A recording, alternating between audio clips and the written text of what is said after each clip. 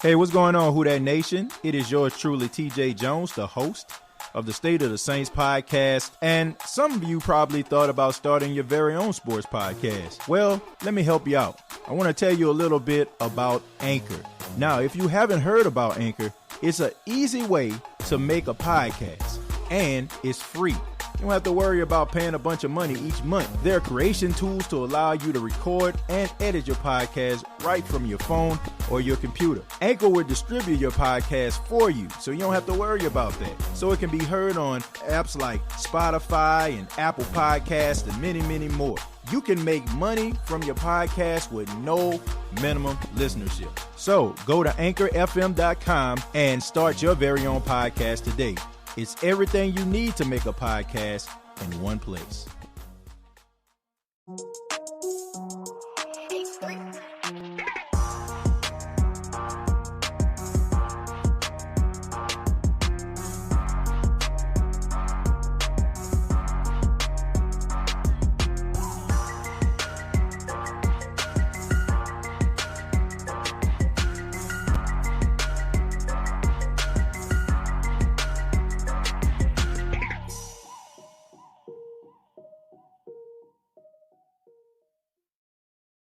Hey, what's going on, Who That Nation? It is yours truly, TJ Jones, the host of the State of the Saints podcast, and welcome to another edition of the State of the Saints podcast. Of course, we talk New Orleans Saints. Thank you for tuning in, and whether you're checking this out on YouTube, Facebook, or the audio podcast, I really do appreciate it.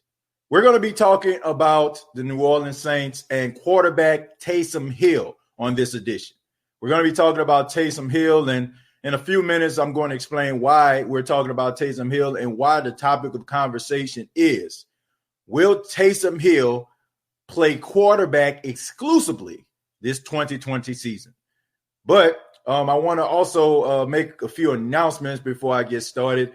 On tomorrow on the State of the Saints podcast, we will have Rod Walker. Some of you probably know Rod Walker from the Times-Picayune down in New Orleans as a sports writer. He's going to be on the show. And on Thursday, we're going to have former left tackle, Super Bowl champion, Jermaine Bushrod will be on the State of the Saints podcast. So we have a busy week here on the State of the Saints podcast, and hopefully you tune in to those interviews. And also I want to give a special shout out to Amy Just. I did an interview with her, and just want to thank her for her time. She really gave us some things to talk about in the Who That Nation. And honestly, she gave us the topic of conversation on this edition. And we're going to be talking about Taysom Hill because during the interview that I did with Amy Just, she brought up a very interesting, situation that happened at Saints training camp involving Taysom Hill. Now, we all know that Taysom Hill is the quarterback of the Saints, but we also know that he is a Swiss Army knife. And for those that don't know what a Swiss Army knife is, well, I wonder what rock that you've been living under or what cave you've been chilling in for the last million gazillion years. But a Swiss Army knife is a player that can do multiple things. And but according to Amy Just, surprisingly, Taysom Hill hasn't really been doing any of those things. But overall, how has Taysom Hill been in training camp so far? What have you seen from him? He's looked good. He was getting those, number 2 reps behind Drew, at least for now. He looks good. He hasn't been super involved yet at, wide receiver, tight end, insert position here. So is that indicative of what they plan to do with him? I don't know. Does he need to practice at wide receiver? He does a pretty good job. So we'll see how that ends up working out, but so far so good. Yeah, man. I mean, I was shocked. Honestly, I would have thought that Taysom Hill would have been playing all the different positions that he played last season. But according to Amy Just, he hasn't done anything except play the quarterback position. Now, she did mention, I want to make sure I bring this up. She did mention that there are practices that take place that are not open to the media. So as far as she knows, He probably has been running offensive plays at the wide receiver position, at the tight end position, running back. She doesn't know. She made sure that is known, and I want to make sure that is mentioned here on the State of the Saints podcast. But just for him to be playing exclusively quarterback for the media, I really think that is something that we need to look at. And I also think we need to understand that the Saints did make quite a bit of a commitment to Taysom Hill. I mean, they gave him 2 years, $21 million, if I'm not mistaken. So you're not going to give a guy that type of money and not be invested in him in some way, shape, or form. And I do also feel that the New Orleans Saints want to give Taysom Hill an opportunity to legitimately try to be the successor to Drew Brees. Now, we know that Jameis Winston is here. Jameis Winston is a first overall pick in the 2015 NFL draft. We know that he was a starter in Tampa. We knew he threw for 5,000 yards last season. He threw 30-plus touchdowns, 30 interceptions. But we know that Jameis Winston can win. We know that Jameis Winston has been a winner. I mean, this guy is a national champion, if you want to look at it from a college perspective. And I know some people it really doesn't matter what you do in college. It's about what you do in the pros. But when it comes to Jameis Winston, he has proven that he can win you football games, and he has proven that he can play well. But I think the New Orleans Saints really want to give Taysom Hill an opportunity to be that number two. I mean, she even mentioned that he's taking the number two quarterback snaps, which is another thing that we have to bring up. I mean, a thing where we have to discuss. I mean, Jameis Winston, unlike Teddy Bridgewater, he's been playing the number three role. Okay, we know Teddy Bridgewater, when he came in, he was Drew Brees' backup, and Taysom Hill was doing his Swiss Army thing. But now Taysom Hill is taking backup snaps. I'm really shocked by these turn of events. I mean, I really am. But the question of the night is, do you think that Taysom Hill is going to play quarterback exclusively? And as the show go on, we got to discuss some of the things that could prevent him from hitting the field. And one person that a lot of people are very high on right now, whether it's the media or people in the Who Dat Nation, is Todd Montgomery, who we're going to be talking about a little bit later, and how he could possibly take over that Swiss Army role that Taysom Hill once had. But I want to say thank you to everybody in the chat. I see people are filing in. I see so many individuals that are familiar to me here in the Who Dat Nation and on the State of the Saints podcast. So for that, I want to say thank you. I want to say thank you for all those that have been supporting the State of the Saints podcast and have been very instrumental to the success that we have been gaining as a podcast. I want to say thank you all very much. And for all the new viewers and listeners of the State of the Saints podcast, I say welcome to you.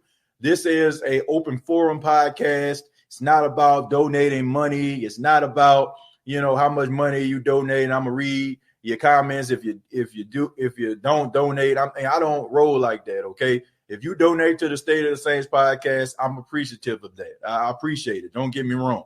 But I do acknowledge those in the chat that have something to say, and I try to answer as many questions as I can. And I know a lot of people inboxed me the other day, say that I didn't read their question. I want to say I apologize, but sometimes when we have a lot of people inside the chat, sometimes some of the questions get skipped over. So I do apologize for that. I want to make sure that I read as many of the questions and comments as I possibly can. So without further ado, let's go ahead and get this thing started. Number one, we see Jerry Poor, of course, the OG of the State of the Saints podcast. He's in the building. He says he enjoyed the interview that I did with Amy Just. I appreciate that. I appreciate that, Jerry. I enjoyed doing it too. I mean, Amy Just, me saying that she's incredibly kind, it doesn't do it justice, to how I really feel. I think that she's an incredible reporter. But after we went off the air, we talked for about 5 or 10 minutes just joking around about some of the things that were going on at training camp, mostly Jameis Winston, So, man, she's such a kind person, man. So, I mean, I really enjoyed that interview. Breath of fresh air and wonderful person. Brian, what's going on? He says hi. We got Josh, the Saints fan. He's in the building. We got Jerry in the building saying was Zad. We got Kent Jackson, familiar. We got the Baddest Sports Show, man. Man, y'all check your boy out, man. Baddest Sports Show on Facebook, man. Go ahead and drop that down up in that Everett. I think that's Everett, if I'm not mistaken, man. Go ahead and drop that information down so people can follow the Facebook page. This brother is passionate about the Saints. He will get on you if you criticize Drew Brees.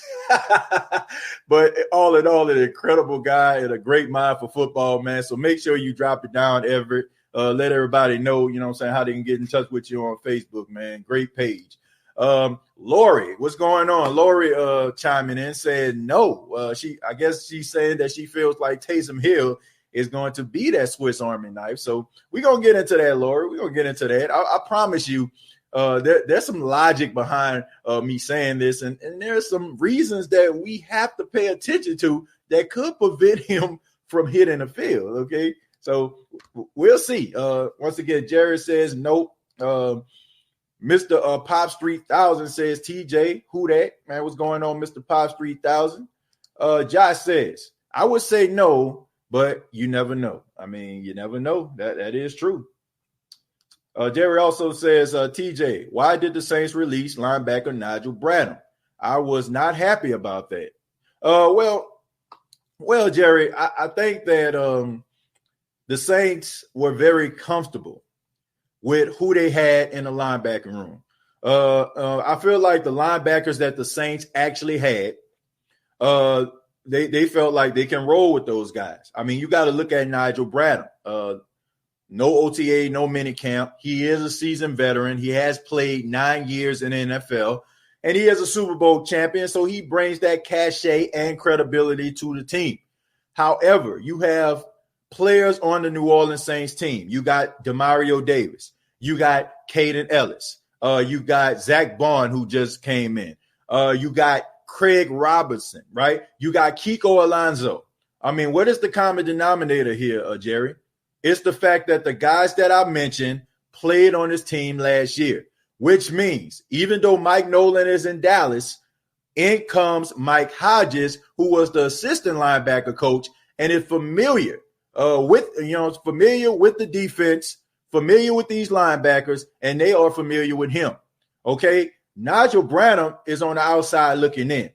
If they had OTAs, minicamp, maybe we'll be singing another song. But I feel like that hurt him, the fact that they signed him in all season, but he really didn't have an opportunity to connect with the coaching staff and also get acclimated with the defense. So he was already playing behind the 8 ball. And not to mention, there are some stories that I read. Now, I don't know how legit they are, okay? But there were stories that said that Dennis Allen and Mike Hodges really had to kind of shove him and nudge him a tad bit to get him motivated, and they wanted to see more out of him. When the question was asked, what did they think about Nigel Branham? It was always, we'll see, he's competing. And when you hear guys saying he's competing and not he's doing well or we see some good things, it's very alarming. So I feel like it's the combination of him not making a splash, and the fact that all those other linebackers were there last year and they are ahead of the curve. I mean, you can exclude Zach Bond. I mean, you drafted him, so there's no way in the world they're going to try to get rid of him. I mean, especially being a 3rd-round pick. He was the outside guy, so I'm pretty sure he'll probably land in Carolina somewhere because we already know that they love New Orleans Saints players all of a sudden. And anybody that was in the Saints locker room, around the Saints locker room, had a key card at one time, but, gave it away. If the key card, it was next to your cell phone and it went out and they had to go to the lobby and get another key card, they're going to sign the guys from the New Orleans Saints organization. So would not be surprised if Nigel Branham ended up in Carolina. I mean, it's just my personal opinion. Joe says, what up, TJ? I think Hill not playing quarterback. He's back in his regular play as usual. Well, Joe, like I said, man, I had an interview today with Amy Just, and if you didn't check out the interview, Joe, check it out, man, if you got some time. She talked about how when they've been practicing, he's been playing exclusively quarterback. So that's the topic. That's the topic that we're running with tonight or today or this evening, wherever you're checking out this podcast. All right. I want to make sure I address everybody. Okay. So, but they said that he was just playing exclusively quarterback. So I feel like if that's the case, then that's something that's worth discussion. You know, I mean, we know Taysom Hill was running, you know what I'm saying, to different rooms last season. I mean, he was in the tight end room. He was in the special teams room. He was in the quarterback room. I mean, he was in a wide receiver and running back room. He was in every single room, man. So now that he's playing exclusively quarterback, I feel like, man, you know, that is something that's very unusual and something worth talking about. Jerry said he loves Amy Just. Yeah, man, great. Like I said, great person, man. Shouts out to her. Brian says, and go somewhere else. We'll lose a great quarterback in Taysom Hill. We don't need to do that. Yeah, man, but that's just the nature of the beast. Brian, I mean, when you have players who are good, okay, I mean, they're not just good to the Saints organization or good to the Who Dat Nation. Other teams see these guys, okay, and they know that the Saints aren't going to be able to keep all these guys. They're not. That's the realism of it all, folks. They're not going to be able to keep all the talent, okay? That is why you have to be in win-now mode. I mean, you think about the Seattle Seahawks, right, when they had that magical 2-year stretch when they went to back-to-back Super Bowls, won one, lost the other. When they started losing individuals, you know what I'm saying? When they started to lose different guys and guys started to go to different teams, taking the money and running. I mean, it brought down, you know what I'm saying, the credibility and also the defense of the team. I mean, Cam Chancellor started to get old, dealing with neck injuries. He decided to retire. Brandon Browner ended up going to the New England Patriots playing 1 year, you know, chasing after the money. You know, like there's so many other guys that were on that team. I think Malcolm Smith, you know what I'm saying, he ended up going to the Raiders. So when guys start to, you know, develop and get good, you know what I'm saying, and don't win a Super Bowl. I mean, these guys are trying to probably sell themselves to the highest bidder at that time. I mean, not many people want to stay with the same organization if they have opportunity to go somewhere else, make more money, and they already established themselves as a Super Bowl champion. I mean, that's just the way that it is, man. We have to remember, like, we love these players, but it's a business at the same time. I mean, you know, just look at the case in point of Von Bell. I mean, Von Bell went from going to a playoff caliber team in the New Orleans Saints to what the worst team, okay? I mean, record-wise last season in the Cincinnati Bengals. Now, I do feel like Cincinnati is going to be better that Joe Burrow is there as quarterback, but, I mean, they still have an uphill climb, and they still have a young team, and they got a coach, you know, in his second season who still hasn't proven himself. So, I mean, that tells you everything you need to know about the NFL being a business. So, David Augustine says, what up, TJ? Who that? Man, what's going on, David? Appreciate it. A Baddest Sports Show says old school Deontay Harris. Yeah, man, Deontay Harris. I'll talk about him in a minute. You know, I think he needs to be addressed as well. Annie, thank you very much for the $10. She says, great channel. Like, man, you all make this channel great. Like, you all make this channel great is because of you. I said it at the beginning. And for those that just chimed in and filed in, this channel is, you know, hitting its stride because of you all. You know, I don't think people would be interested in what I have to say if you all weren't liking and sharing these videos that I'm putting out. You know, but I appreciate everybody. You know, I appreciate everybody, you know, coming to the channel, leaving your comments, supporting the channel since day one. Thank you all for seeing the vision with me, man. And we ain't done by a long shot. I mean, the sky's the limit for the channel. You know what I'm saying? We want to make sure that we're giving the best content possible. I want to make sure that I'm giving you all some content that you all can enjoy. And like I said, this is only the beginning. So thank you all very much. Baddest Sports Show said definitely Devontae Harris. Yeah, Deontay Harris. I guess you talking about Devontae Harris? Because I mean, Devontae Harris, we don't need to be talking about him, man. That's just straight smoked turkey right there. Okay, Deontay Harris. Okay, I'm down with Devontae Harris. Smoke. And he also says, "Who that?" Let's throw down a tad bit. Ketrell says, TJ, enjoy all the wonderful information we're receiving. Keep up the good work. I appreciate it. Thank you. Thank you for, checking it out. I appreciate that. Real talk. Ronnie says, what's good, TJ? Shouts out to Ronnie, Shouts out to Ronnie from The Shot. I don't know if people watch The Shot, man, but rest in peace to Ronnie on The Shot. I like that show, man. I love The Shot, man. I don't know if y'all watch that or not, but it's a great show, man. If you haven't, check it out. Brandon said, what's up? Oakland, California in the building. Who that? Yeah, man, what's going on, man? All the way in Oakland, California, man. Oaktown in the house. Man, shouts out to MC Hammer. Shouts out to MC Hammer, man. Ray Long says, what's good, TJ? The man had the same amount of touchdowns as Julio Jones. He's too deadly to not use. Good interview, by the way. Yeah, man, that's a good point. But Ray, you also have to look at the fact that we don't want to get this guy hurt and him lose his opportunity at the chance to possibly become a starting quarterback in the league. Now, when you invest $21 million in a guy, you don't just invest $21 million in a guy and just have him doing all these crazy things. I think the Saints are really going to be looking at what they're asking him to do now, okay? Especially, now we're going to talk about him.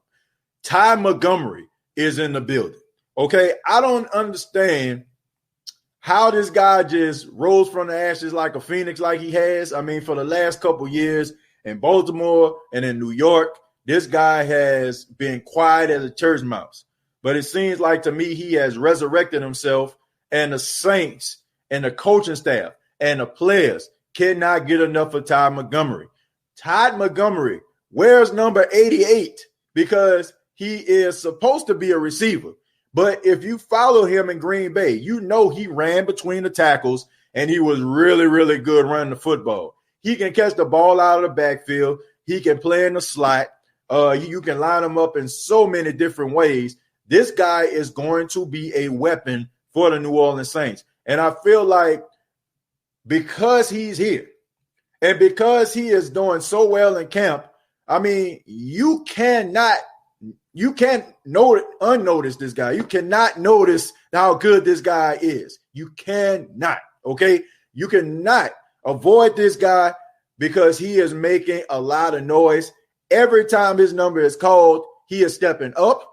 And the fact that Alvin Kamara for the last 2 days has been dealing with a stomach bug, he has been in the rotation with Latavius Murray.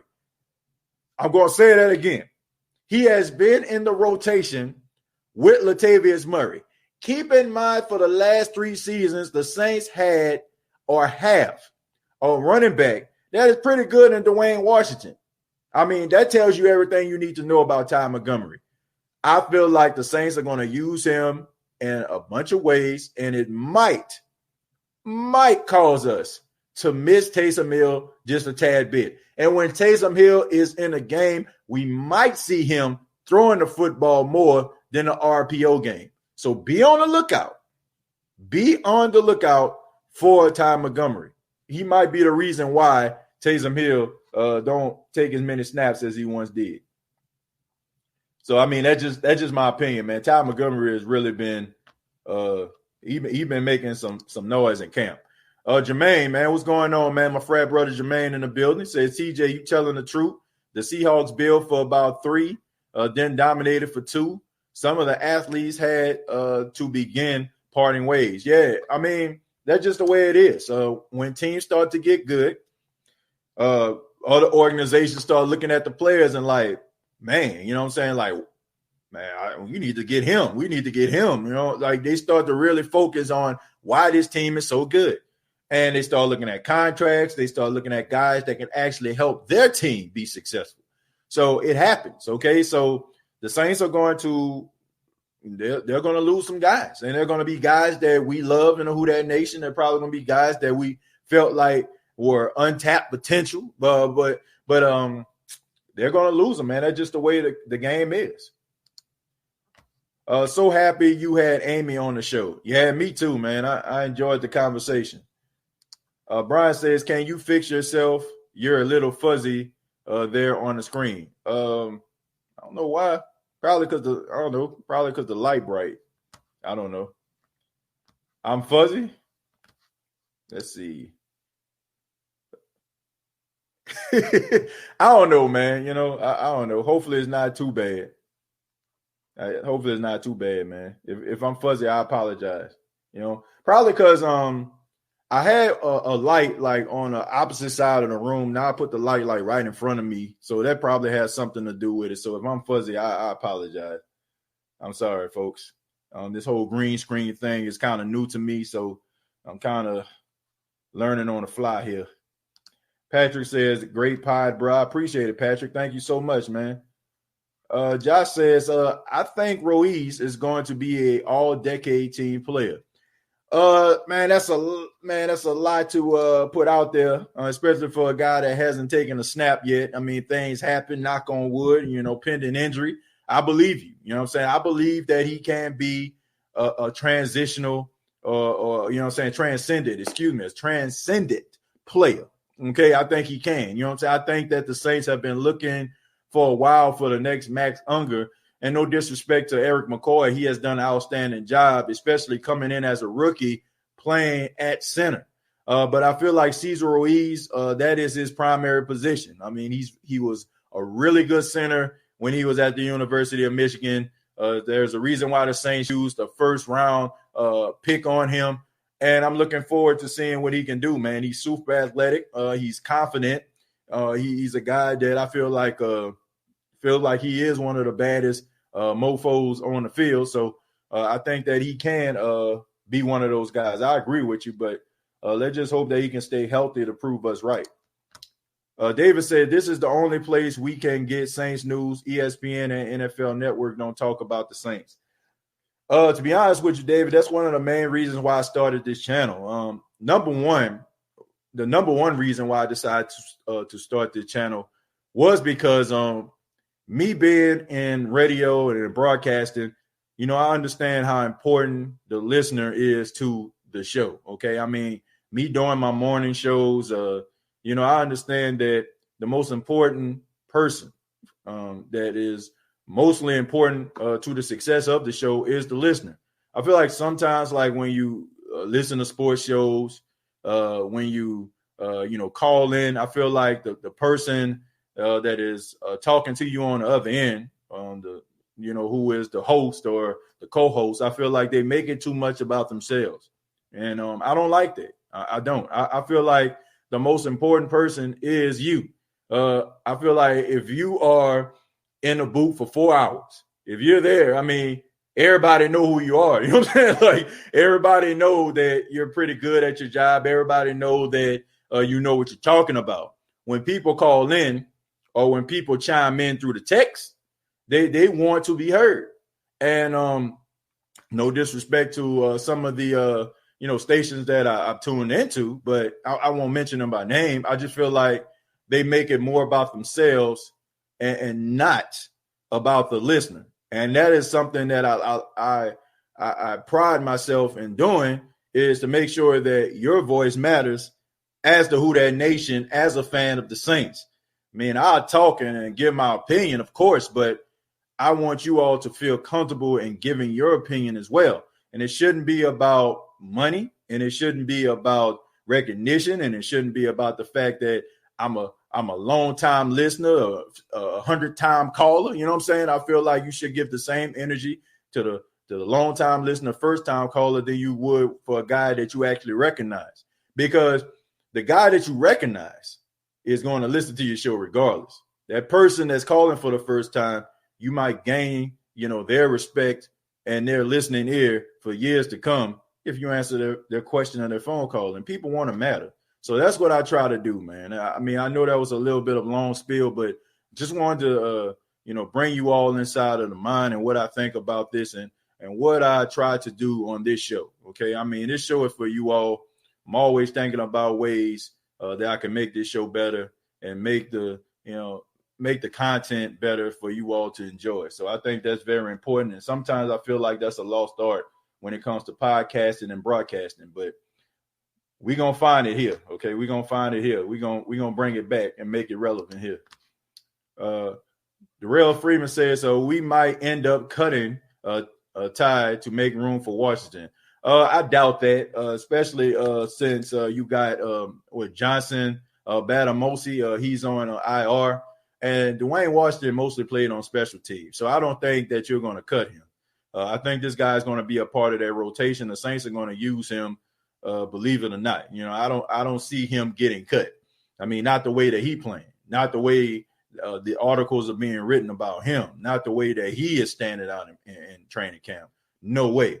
I don't know what the Saints would be thinking if they were to get rid of this guy. He is taking advantage of the reps he is getting. Jerry says Todd Montgomery sounds like a new kitchen appliance that you gotta have. Yeah, you definitely gotta have him, man. He may not be the Swiss Army knife, man, but my goodness, man, he the George Foreman grill. I can tell you that. You know what I'm saying? He definitely necessary. He the dishwasher. You know what I'm saying? He the garbage disposal. No disrespect to I'm calling him garbage, but I'm just saying there are certain things in your kitchen that you need. You know what I'm saying? You need that garbage disposal. You need that dishwasher for all my 9 dishwashers out there. Okay. You need a guy like this that is a part of your organization, man. And why not? This guy comes to your organization not demanding a whole bunch of money, and man, he can be that guy. He can be that guy. We seen Alvin Kamara get hurt in the middle of the season, and even though Latavius Murray did a good job, there was still something missing catching that ball out of the backfield that Alvin Kamara could have given you if he wasn't hurt. Todd Montgomery can give you that. In my opinion, Alvin Kamara is better than him, but if Alvin Kamara was to go down, I feel like Todd Montgomery would come in and he will take advantage of the reps. How important is the fullback to the Saints offense? I've noticed every time our fullback was hurt the last couple of years, Sean Payton shied away from the run and play action. We didn't play our best. That's a good question. It seems like a fullback is imperative and very important to the New Orleans Saints organization. There's a reason why they went out there and got a fan favorite, John Kuhn. They got Zach Line, who ended up retiring. They got I want to say the guy's name was Ortiz, if I'm not mistaken. It seems like the Saints really have used fullbacks, rather it be in a passing game or blocking for the running back. So it is very important. I even seen Taysom Hill play a little bit of fullback last season. So I think that it's very important. And I think the Saints like athletic fullbacks too, guys that can catch the football. So I think they're going to use a fullback again because, honestly, I've never seen Sean Payton not have one. It tells you everything you need to know if I can just blurt out fullbacks like that. Fullback is not a position, like, unless we talk about the 60s or something like that. Believe it or not, Jim Brown was a fullback. But when you're talking about the present day, fullbacks don't really come up like that. What's up with Gardner Johnson though? Having a good solid camp. Second season, he's come in. He's more knowledgeable of the defense. He had a rough first day. He was out there getting smoked like brisket, burnt like a biscuit, but he ended up turning the corner. And the passes that have been thrown his way, he has deflected them, almost picked them off. And they're saying he's having a really solid camp. So I think he's going to have a really good second year, and looking forward to seeing him play on the field in the nickel because I don't see him playing a lot of safety this year. Brian says, do you have to give a guy a chance at quarterback when you got your job at a radio host? We gave you a shot, and we like you. Everybody deserves a shot in life. If they don't do good, then take it. Okay, Brian, that's a good point. And I appreciate that, man. You know, I do agree. You know, there's guys who deserve opportunities. You know, the fact is Taysom Hill wasn't supposed to be a New Orleans Saint. Sean Payton was actually looking at the Green Bay Packers tape because of a wide receiver that they wanted to bring in. And Taysom Hill was just doing some amazing things. They said, man, bring him in too. So they end up getting him. This guy is, you know, one of those guys who, you know, basically earned everything he got. But Taysom Hill has never been a scrub, okay? I don't know if people watch Taysom Hill in college, but Taysom Hill was really good, really talented. Stayed hurt, but was really talented. And he does deserve an opportunity. That's why you have practice. That's why you give these guys the opportunity to compete. Jameis Winston, even though he is a New Orleans Saint now, even though he was the first pick overall, even though he started in Tampa, does not mean that Taysom Hill can't start over Jameis Winston. And honestly, Taysom Hill has the advantage right now because Jameis, no OTA, no minicamp, gets signed by the Saints. He's learning the playbook. He's learning the cadence. He has to learn all the different audibles. He got to learn the tendencies of these receivers. Taysom Hill for the last 3 years has been in the Saints offense. So he already has that advantage. So I'm not going to say that Sean Payton is going to turn his head. If Taysom Hill comes into practice and he performs well and he does a better job than Jameis Winston, I do not believe that Sean Payton is that stubborn. Now, we know he is stubborn, but he's not that stubborn to a point where he will turn a blind eye and lose an opportunity or risk an opportunity and bet on a guy that can actually give you a better chance of winning over a guy who just here, you know, and has, you know, a good resume, you know, starting off, you know, first pick overall, national champion, start in the league, you know. So if Taysom Hill plays better than Jameis, I don't see a reason why the Saints wouldn't make him a number 2. I mean, that would be asinine on their part if they didn't. So John says, I've been loving all the great interviews. Been listening for a while now. TJ, do you do a sports show at your radio station? You need your own national sports show. Great job. Who that? John, I appreciate that, man. I don't know about the whole national thing. I mean, I think I don't know, man. You know, one day, you know, if God were to bless me to be in that position, you know, I would take it. You know, I mean, that is what I want to do for the rest of my life. I mean, it's no secret. I mean, I want to do sports. I've said this all the time. You know, the reason I got into broadcasting because I feel like it's the one job that a person can live forever. I feel like my great grandkids, you know, like they can pull up these videos and be able to see me, even if they never had any type of contact with me at all. You know what I'm saying? My great grandkids can see that. Other people, generations to come, can see that. You know, that's the reason why I fell in love with broadcasting. But to answer your question, no, I don't do sports at the radio station I work at. Radio station I work at is 90.9 FM. WLGI. We play mostly uplifting music, encouraging music. We play different genres of music. The show that I host is called Morning Inspirations. We play mostly like gospel music in the mornings. I'm on the air from 6 a.m. to 10 a.m. Every morning, Monday through Friday. So y'all check it out. You know, if you you know, if you into gospel music, you know, just check it out. You know, I enjoy doing that too. I enjoy the interviewing process. I enjoy like learning different aspects of radio and broadcasting, and I love my job, man. But I definitely love doing sports a lot more, you know. But I mean, I love both of them.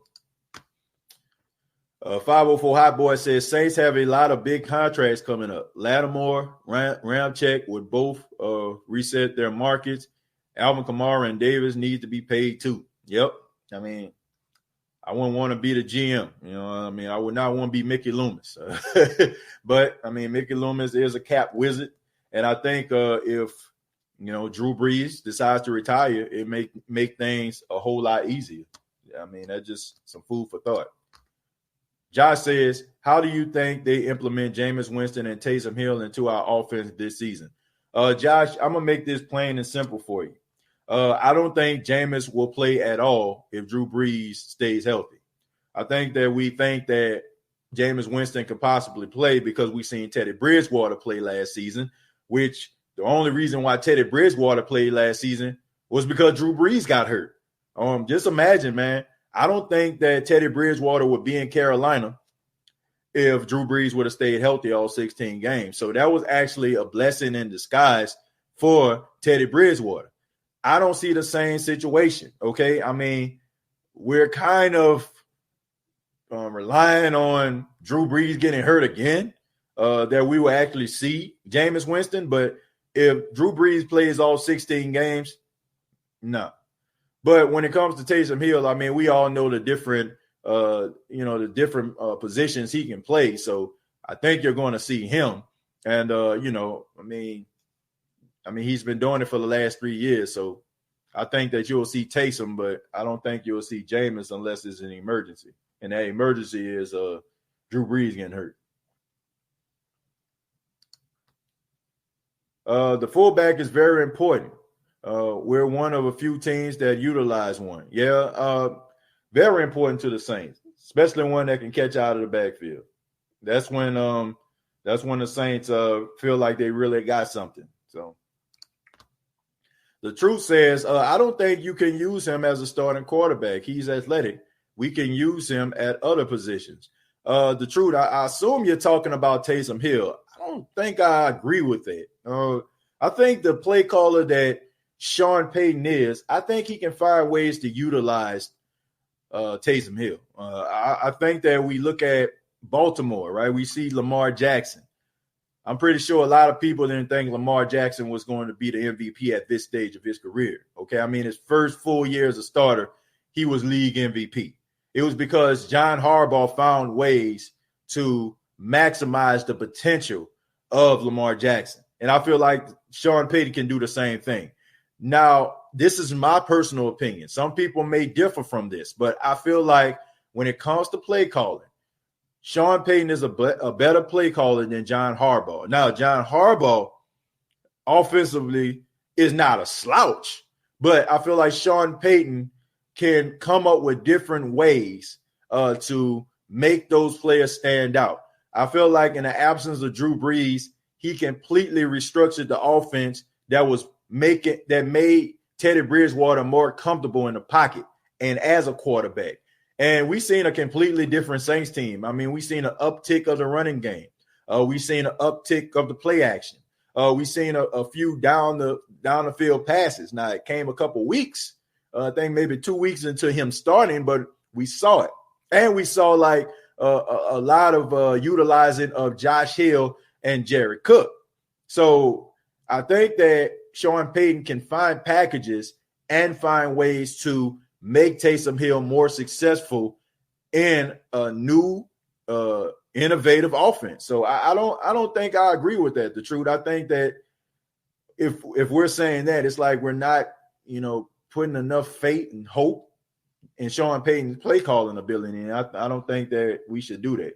Now, Sean Payton does frustrate us, but one thing we can say is that Sean Payton, he can call some plays, man, and he can have that offense clicking. So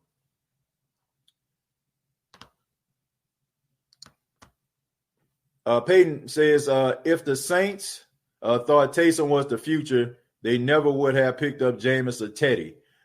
I don't think I agree with that, Payton. I don't. I don't think that has anything to do with it. You have to understand too, Payton. Sometimes guys are just work in progress, right? They're just works in progress, and Taysom Hill was one of those guys. Like, we have to understand, man, like this guy came from an option 100% of the time playing in a shotgun at BYU. I mean, very little pro style going on at BYU, okay? It was a lot of option plays. It was a lot of rollouts. You have to teach this guy how to be a quarterback versus somebody like Teddy Bridgewater, somebody like Jameis Winston. These guys are pocket passers. I mean, I understand the whole stigma of African-American quarterbacks, right? We just automatically think like they black, he Vic, or, you know what I'm saying, he Lamar Jackson. But these guys are conventional, pocket passing, throw the ball first quarterbacks. And I feel like that's the type of guy that Sean Payton likes. That's the guy that he chooses over a guy that's probably super dynamic. And maybe that's one of the reasons why Lamar Jackson didn't come to New Orleans and they decided to go and get Davenport. Is because of the fact that Sean Payton has had Drew Brees all these years, and it's pretty easy calling plays for a guy that's going to stay in the pocket and stay stationary. Taysom was a work in progress.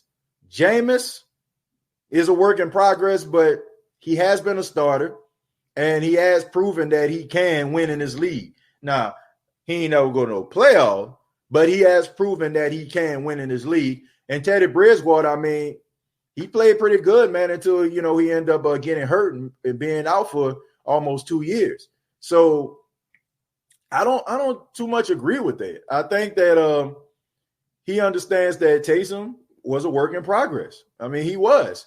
If you watch Taysom Hill the first year that he was with the New Orleans Saints, and I think it was a preseason game against the Arizona Cardinals, I mean, he turned the ball over 5 times. 5 times. I mean, you wouldn't trust him to be on the field as your quarterback either, right? You'll be trying to find other guys that can come in that if something were to happen to Drew Brees, that those guys can step in and do a pretty admirable job. So I don't think it has anything to do with Taysom Hill not being able to develop. I just feel like the Saints went out and got these guys because they felt these guys would be ready at this particular time if something were to happen to Drew Brees. Taysom is still trying to prove himself. I mean, keep in mind, only 15 passing attempts throughout his entire career. Now, I mean, you can come up with any type of narrative you want. You can say he's not good enough. You can say that nobody believes in him, whatever. I'll leave that up to you. But I'm not ready to concede and say that the Saints don't believe in him. You don't pay a guy $21 million if you don't believe in him. You tell him, well, I think the Patriots want you, or I think that this team or that team wants you. You don't pay him $21 million. You don't do that, okay? You could have given that to somebody like Von Bell and had him stay, or getting somebody else that could have came in and, and probably would have did some major things in New Orleans. Baddest says, if Sean Payton don't get his head out of his you-know-what and run the football, we're not winning the championship. Another championship. I agree with that. I think running the ball is important. And that's kind of, the motto here on the State of the Saints podcast, run the football. It's very important for us to run the football, controlling the time of possession. I don't know. I feel like Sean Payton understands that they need to run the football. One of the reasons I feel this way, Baddest, is because you don't waste the first round pick on a center if you're not trying to commit to the run, okay? You're not trying to do that. You're not going to spend your second round pick when you didn't have a first one last year on the offensive lineman if you don't feel like running is important. And I do think the Saints understand that Drew Brees' time is winding up. Okay, it's winding up, folks. And I don't know if people been here, probably heard me say this before, but I say it again for the people that are new to the State of the Saints podcast. It's very, very simple. Running the football is a young quarterback's best friend. A good defense is a young quarterback's best friend. Now, even though Jameis Winston, for example, if he was to be the successor to Drew Brees and not Taysom, he still would be young in a Saints offense. So you're going to have to run the ball in order to make him feel a little bit more comfortable. And even with Taysom Hill, you're going to have to run the football. You're not going to be able to rely on a guy who has been in a system for the past 15 years and can run the offense pretty much in his sleep. You're not going to have that. What you're going to have is some guys that can actually run the football and some guys that can play really good defense. So I think what the Saints are trying to do, I think they are trying to build their team for post-Drew Brees, because make no mistake about it, folks, there are going to be mistakes that we are not normally used to when Drew Brees retires, because there's a lot of things that Drew Brees does, and he puts guys in position.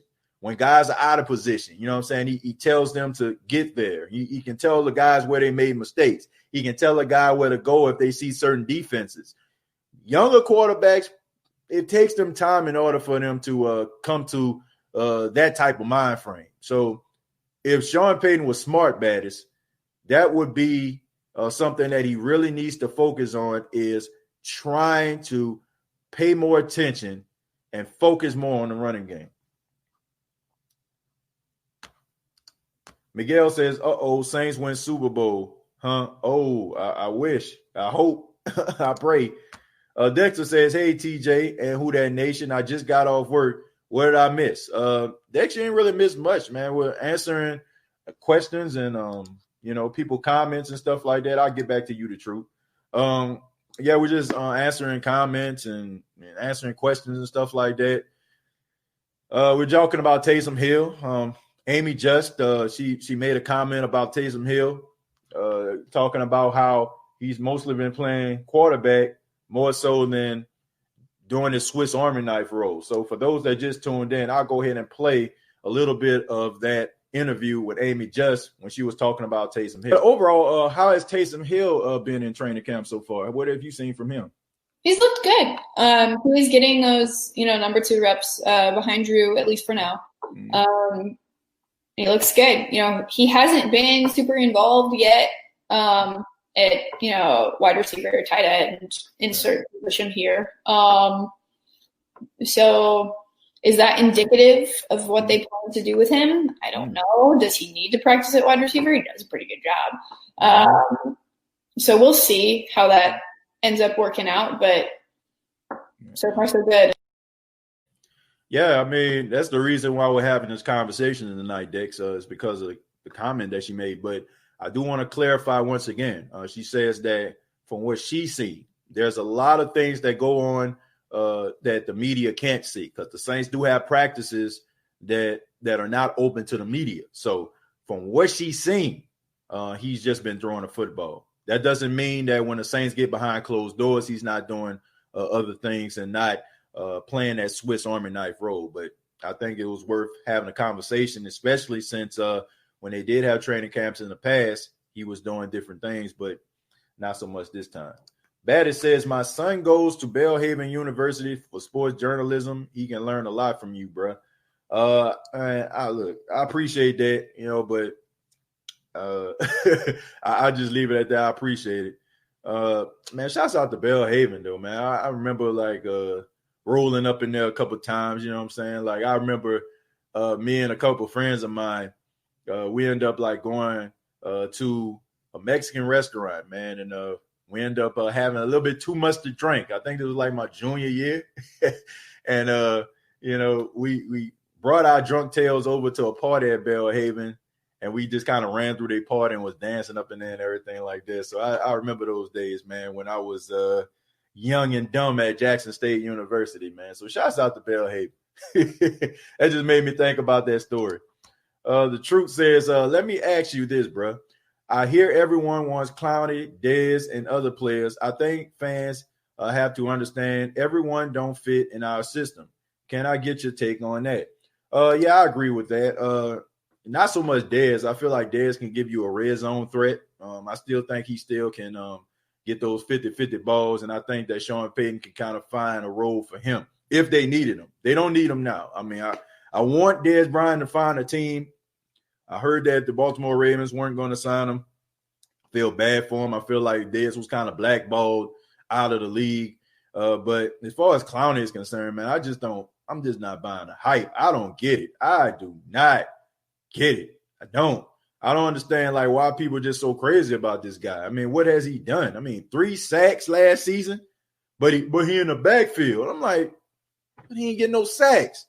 I mean, that's kind of the reason why we hating on frustrated with Davenport, because we feel like he ain't getting enough sacks. At least he had 6 before he got hurt. I mean, Clowney had 3. And we up here like thinking this guy's going to be all world and he's just going to change the fortunes of the New Orleans Saints defense. Nah. Do I feel like he can do some things in the Saints defense? Yeah. Do I think he can contribute? Yeah. But for me to go out here and spend the type of money that he's asking for to bring him in, like he's not a guy that's just going to rock my defense and shake the foundation of it. Hell's to the nah. I ain't about to waste my money on that. I don't get it. Now, if we're talking about somebody like J.J. Watt in his 5th or 6th year, now you're talking. Okay, look, I'll break the bank for that. Aaron Donald, yeah. You know what I'm saying? If I had the bread. But Jadeveon Clowney, man, honestly, he just been making it off namesake, man. That's it. Like he's been making it off namesake for a while. And, I'm always skeptical about guys that I see in college that take plays off. I am, okay? I can understand you're making business decisions, quote unquote business decisions, right? You know what I'm saying? I get it. But when guys taking plays off like that, man, it just makes me question their character, because I look at guys like I respect the hell out of, like Willis McGahee back at Miami, right? Willis McGahee, man, was a beast, okay? Bona fide certified beast. And, he tore his ACL, his LCL, his MCL, his NAACP, his FBI, his CIA, all in that game against the Ohio State Buckeyes, right? But, man, if he didn't tear all those things, he would have been a top 3, top 4 draft pick. But he wanted to go out there and be there for his team. Okay, but when you look at somebody like Jadeveon Clowney, I just feel like he just kind of phoned it in. Like he'll show like a couple plays, like when he I think when he hit Denard Robinson, when Denard Robinson quarterbacking at Michigan and he knocked his helmet off. That was like the one highlight everybody was showing. But he didn't do anything else after that. And then I felt like, it was kind of in bad taste. Like right after it was a bowl game and he said on the field he was going to enter the draft. I mean, man, your team just won a bowl game and it should be about the team, man. Like you could have told the team the next day or told the media the next day or something like that. I'm always skeptical about guys like that. And when a guy plays opposite side of one of the greatest pass rushers in NFL history and you can't get double-digit sacks, once again, I don't understand the hype, folks. I don't get it. I do not get it at all. Jackson is a great college town. Yeah, Jermaine. Yeah, you remember? Man. You remember them parties and stuff like that, man? Q Delta weekend, man. Going to out there in Hattiesburg when you was at USM. Man, I remember those days, man. Going to Mississippi State. Man, I remember them times too, man. Shouts out to Q Delta weekend. Do they still have Q Delta weekend, man? I mean, I ain't been at Jackson State for over a decade, so that used to be pretty fun right there, man. So Q Delta weekend, going to Millsaps, going to Belhaven, Tougaloo, like, man, my goodness, man, those were some good times right there.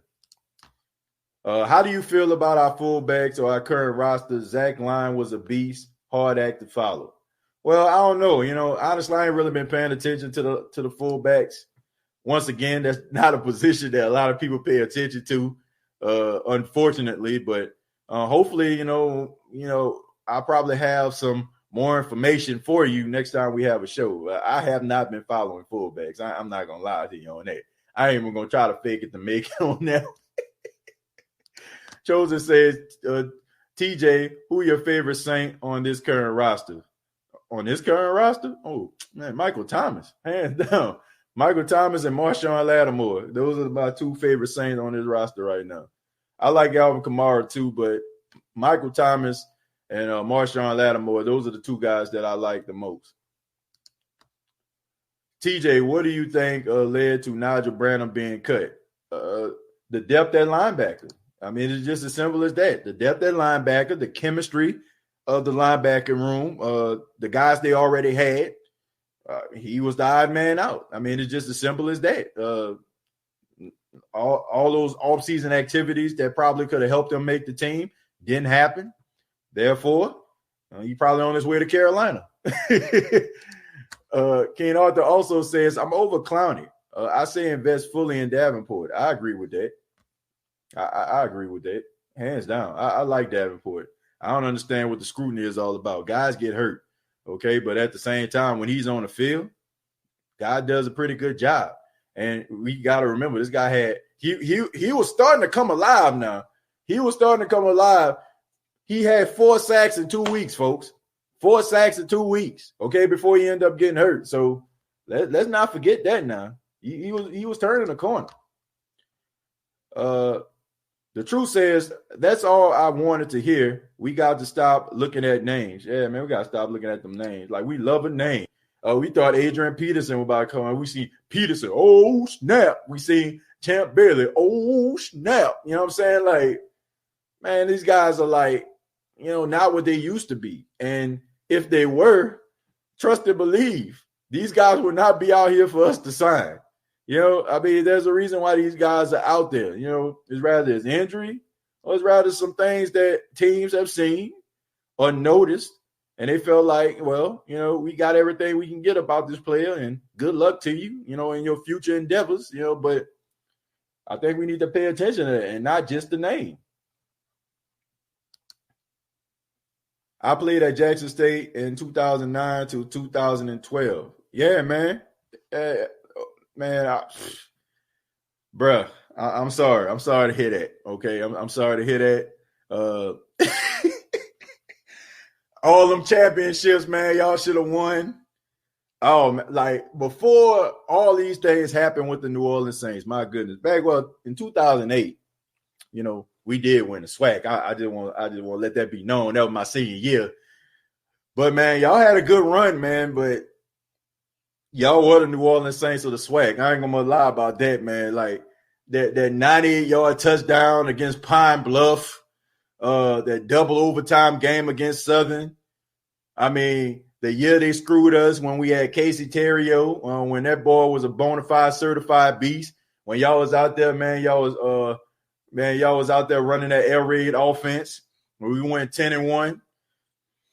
Ah, man.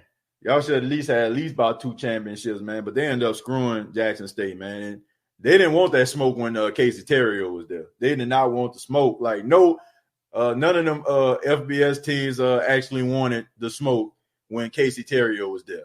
At all. Okay, so, but I ain't gonna lie to you. They were the New Orleans Saints of the SWAC. Because, man, y'all, honestly, that game against Pine Bluff, my goodness, 98-yard touchdown in the championship. How in the hell? I don't know, man. I won't beat you up. I'm pretty sure you was hurting about that too, man. But man, shouts out to you, man. Y'all had a good run though. Kappa Sigma class of 09, man. Shouts out to you, man. Yeah, man, we got some Jackson State Tigers and some Mississippi representatives up in here, man. I appreciate that. We got New Orleanians in here. We got Oakland, California, man. We all over. Ronald says, do you think New Orleans will ever have a Major League Baseball team? I don't see why they don't. I really don't. I don't see why they don't. I feel like people love baseball in the state of Louisiana. I mean, they've been following LSU baseball for years, okay, from the days of Skip Bertman back in the day. You know what I'm saying? Like, I think that a lot of people would be emotionally invested in Major League Baseball. Don't understand it. I think that's something that Major League Baseball need to, visit. I think that if there's a billionaire out there that may want to, throw their hat in the race to possibly bring Major League Baseball to New Orleans, I'll be all for that. I mean, who knows? Maybe Gail Benson could own all 3 major sports teams in the state of Louisiana. I mean, who knows? So that is something I feel like needs to be discussed, without a doubt. TJ, what's the latest on training camp and Bond's injury? Bond did walk off, but not serious at all. probably this day helped him a lot. The fact that they were off. I think we're going to see him on the field on tomorrow. If they have practice and it's open to the public, I'm pretty sure you'll hear from the media saying that he was back at practice. He's doing an outstanding job, man. And he's running with the ones. I'm going to say that again, King Arthur. He's running with the ones. So can't be no scrub running with the first team. Brian says the only thing New Orleans has is a minor league baseball team. They have to get an owner for Major League Baseball team. Now, what I said, Gail Benson, she got that Skrilla. Get a baseball team up in here. TJ, you should do a cameo on the Saints Happy Hour podcast. Jonathan, any podcast that wants me to be on there, just let me know. I mean that. I'm not about, man, how many subscribers you got, how many views you got. Look, I started off with one subscriber, and that subscriber was me, okay? I'm just being honest. We're on the road to 4,000 subscribers, but my goodness, man, it took a long time even to get to this point, okay? And some people may say, man, 4,000 ain't that much, but to me, man, it's a milestone to me, okay? So I get it. When you're starting out, and you have a dream and a vision. I'll never shortchange anybody like that because I wouldn't want anybody to do that to me. So, I'm open to anybody's podcast. The Saints Happy Hour podcast. I'm going to be on Who That Nation chat line on Friday. I'm going to be on a Tampa Bay Buccaneers fans podcast on Saturday, man, along with a Falcon fan and a Carolina Panther fan. I'm open, just let me know, man, any way I can help because that's what it's all about, that's what it's all about. It's about helping one another. It's not about big eyes and little U's. And that's something that really bothers me, man. It bothers me. Like when people start to get their channel growing, they start forgetting about the people that helped them get to that point, or they feel like, they become big league and all that kind of stuff, start avoiding messages, avoiding tweets. Man, how dare you, in my opinion? How dare you forget about the people that help you get to where you are for you even to feel discontent? I don't know, man. I don't have that type of mind frame, I guess, but I'm just happy. I'm just happy to do this show. I don't feel like, I didn't made it or anything like that. In my mind, man, I'm just like, what's next? And that's just the way that I work. So, yeah, that's the way that I work. Jackson State is a 5-year football team is worth a youngin investing 3 to 5 years in.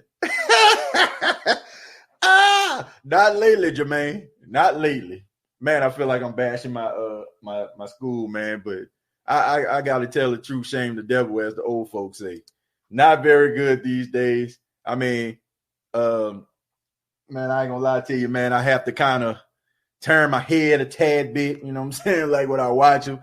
Homecoming, man, my goodness. Man, all I can say is, man, thank God for friendships and hugs that be out there, and you be looking for people that you ain't seen in over a decade, you know what I'm saying? Because, Lord, have mercy. This team has sucked over the past decade. Back when we were in college, man, we were good, right? We were good, but not anymore. But I hope that I have a different conversation for years to come. Jazzy Jeff, man, real talk. He says I subscribe to your channel earlier because of Real Talk Perez stopped by to check it out. Yeah, man, Jazzy, man, is a Falcon fan, man. Y'all take it easy on him. He has a podcast as well, man. Very, very solid dude. Real Talk Perez is the show we're actually going to be on Saturday, man. Jazzy Jeff, I want to say, I can't think of the guy that's the Panthers fan. He's going to be on there too, but Real Talk Perez is a Buccaneers fan, so we just going to chop it up, man, talk NFC South. So, man, shouts out to you, Jazzy. Appreciate you, man, for coming on the podcast, man, being a part of it. Oh, yeah, they love baseball on the third coast. Louisiana and Mississippi loves baseball. Yeah, they do. A lot. A whole lot. A whole lot. Which is, like I said, I cannot believe Louisiana never had a major MLB team. Never. Julian says, hey, TJ, I got to tell you a color from a Lone Face fan. Who that, baby? I really enjoy your show. My question for you is, how do you think Winston or Taysom taking over for Drew once he retires? This is how I feel about it. I feel like the best man going to win. I feel like Taysom Hill has the advantage right now. But I will say this. Jameis Winston has the arm strength. He has the skills. He has the tools that a lot of teams want in a quarterback.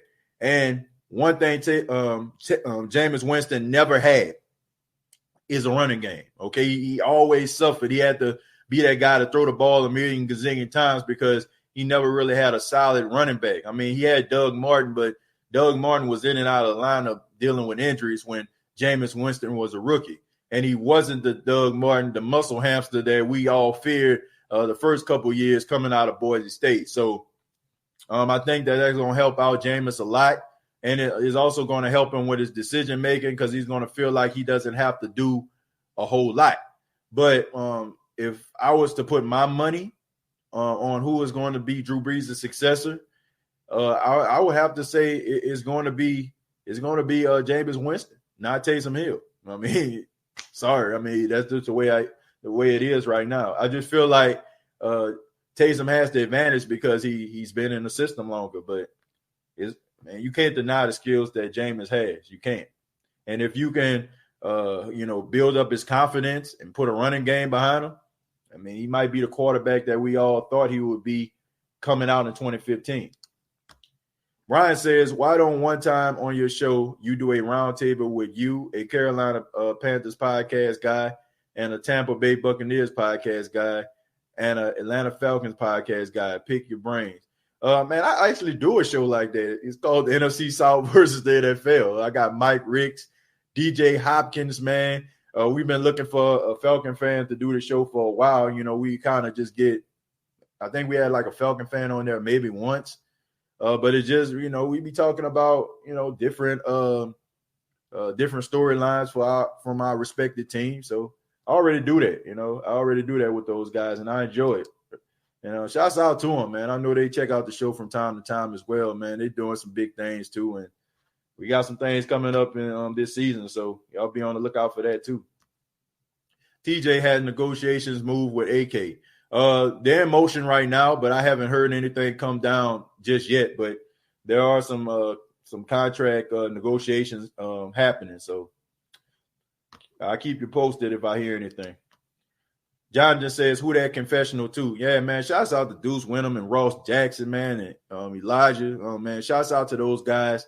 I checked out the show, the last one they did. Man, they do an outstanding job, man. I mean, the way Deuce breaks down film and he can just actually just see, you know what I'm saying? Like, these players and be able to evaluate them the way that he does. And Ross, man, doing his podcast and contributing in a big way. And Elijah, you know what I'm saying? Like, man, those guys do an outstanding job, man. So, man, shouts out to them, man. I mean, I ain't got nothing but love and respect for those guys, man. Real talk. Julian says, shouts out from Salt Lake Tahoe. I apologize for the audio text. I'm a longtime Saints fan. Julian, thank you very much for checking out the podcast. I really do appreciate it, man. I appreciate all of the new faces and new comments that I see, the unfamiliar faces here, man. Thank y'all very much. I appreciate you stopping by.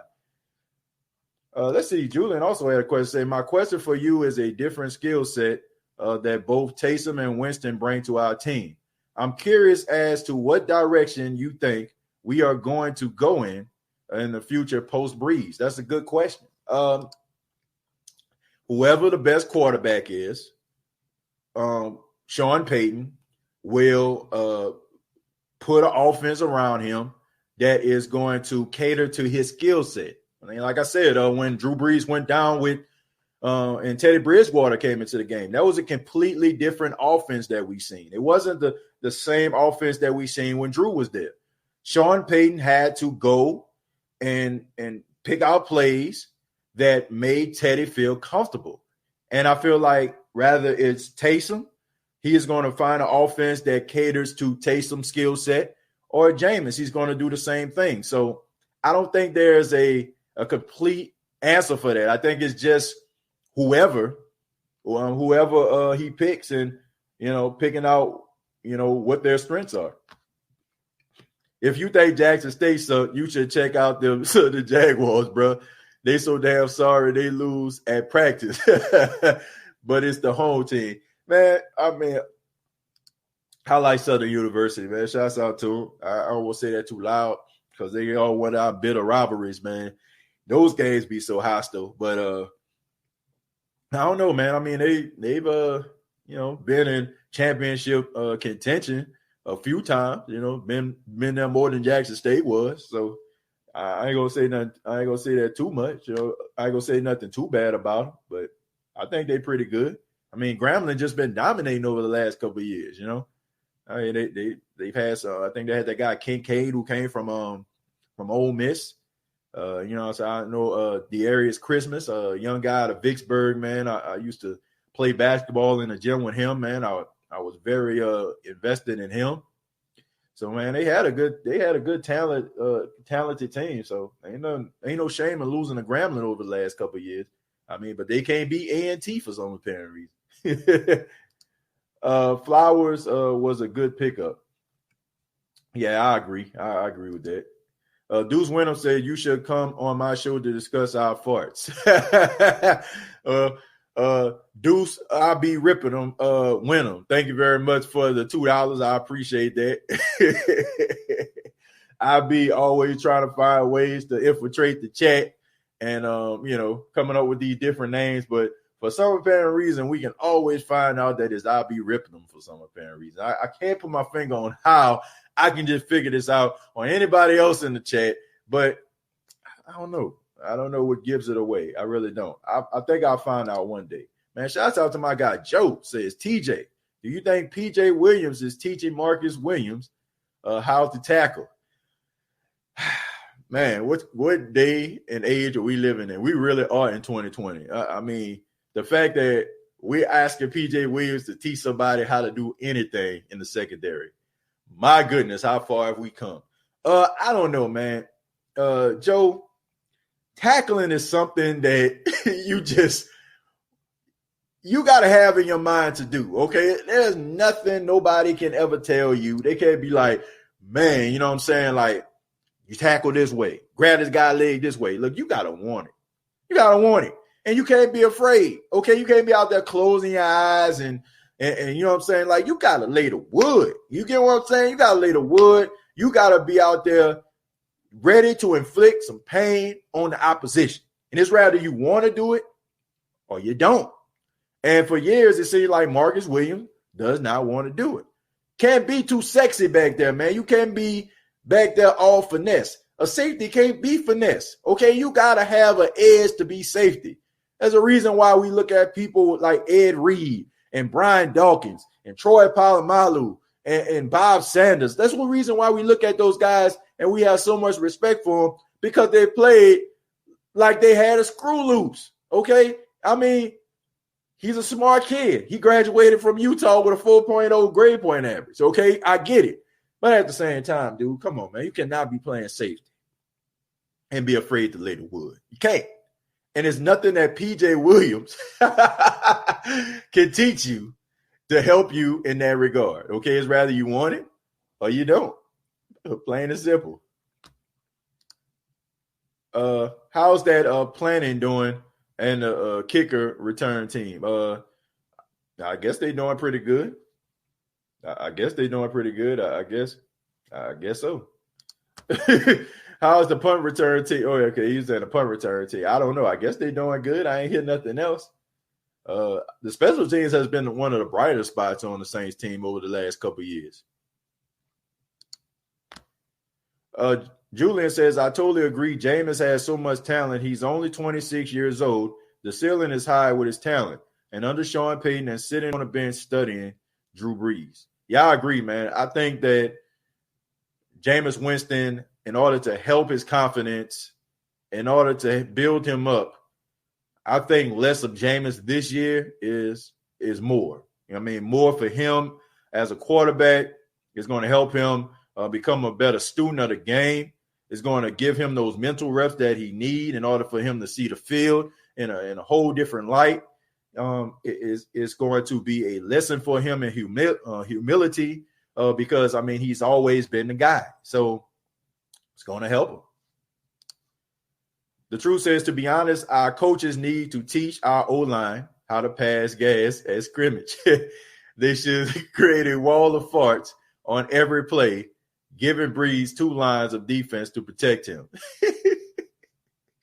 The truth hurts, a.k.a. I be ripping them. Thank you very much for that comment. I don't know, man. That's something maybe Sean Payton need to look into. I don't know, if the referees would have a problem with that or not, or the NFL. Maybe some fines would be put out. But Joe says Marcus Williams must be single because he ain't laying in the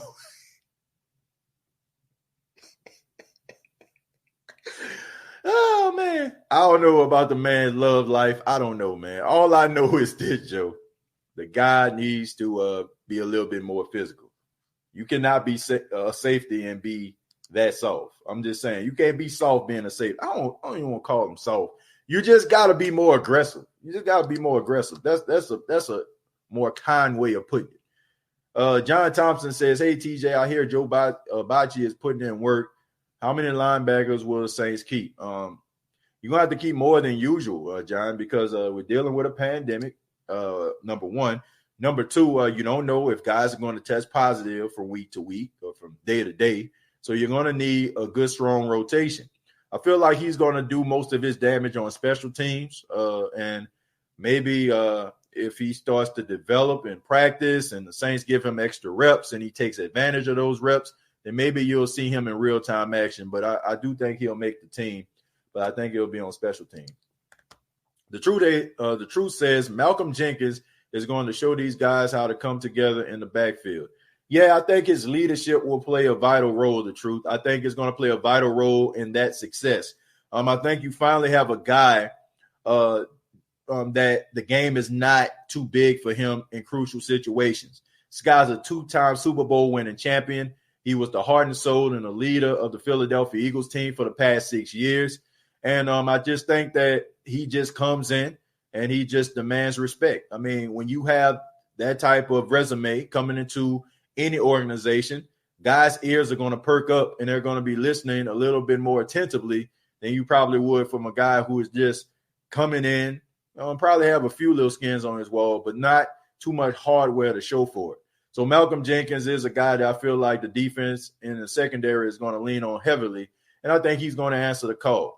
I mean, he even mentioned in his press conference, he talked about how he was just shocked how over the past couple of years this team has not been in a Super Bowl. And he talked about like some of these fourth quarter mishaps. He says that he wants to make sure that he does his job and making sure that stuff doesn't happen. And I believe him. So SY, Dab King YT says Saints party Sunday, the 21st in Las Vegas at the, what is that? Venetian, starting at the 5 p.m. Who that takeover? Man, if you're in Vegas, check it out. Check it out if you're out there, man. Shoot, I wish if I was in Vegas. If I was, man, I definitely would be out in that thing. And I know that's supposed to be what's that, week 2, right?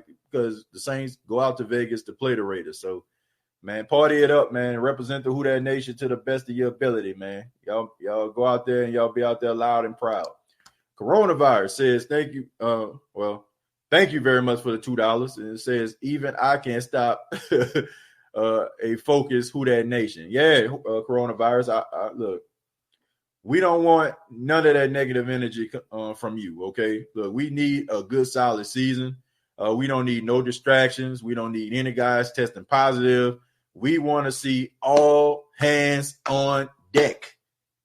All hands on deck. We want to see all hands on deck in order for the New Orleans Saints to become Super Bowl champions, okay? This is the year. I mean, this is the year I feel like can change everything. I feel like they have a good combination. The defense looks good. Linebackers, good rotation. Secondary look good. Offensive line is starting to get young and vibrant, and I feel like those guys are going to do something. The running backs look good. We got a platoon of quarterbacks in case Drew Brees go down. No stone left unturned here. No stone left unturned. Keen Arthur says, TJ, are there any positions on offense and defense that concern you? I pretty much answered that question just a second ago. I don't think so. I think they straight. Need all hands on deck. Fowler was a good pickup. He's been cooking all camp. Yeah, Fowler. He's been doing a good job, man. Good solid route runner there. I think he's going to be on special teams too. But the fact that Drew Brees likes him kind of helps him. Helps him out a lot.